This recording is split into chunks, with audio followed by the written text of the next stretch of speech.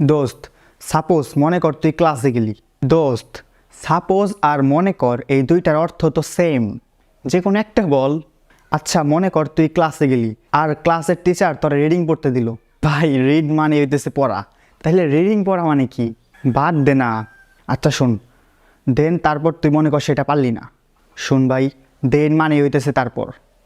I think আমার মনে হয় তুই ইদানিং একটু বেশি কথা বলতেছস। আরে ভাই আই থিঙ্ক আর আমার মনে হয় এই দুইটার অর্থ সেম।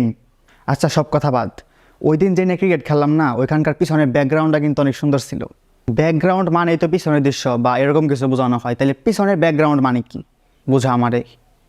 যাই হোক ওই দিন ক্যাচটা কিন্তু আমি ধরছিলাম। দোস্ত ক্যাচ মানেই হইতেছে ধরা। বন্ধু, আমি না সারাক্ষণ খুব চাপে থাকি, সারাক্ষণ মাথার মধ্যে টেনশন আছেই, কিছুই ভালো লাগে না, আর মাঝে মাঝে আমি ডিপ্রেশনে যাই। আরে ভাই এত ঘুরে বেছে না বইলা ডিরেক্ট বললেই তো পারো যে তুই রিলেশনে আসস। হ, এই তুই জানলি কেমনে? ছেলেটি ভদ্র কিন্তু নিচ্চুমা শয়তান আর হিংসুটে, এটাকে এক কথায় কি বলা যেতে পারে? ছেলেটি ক্লাসের টপার। এক্স্যাক্টলি।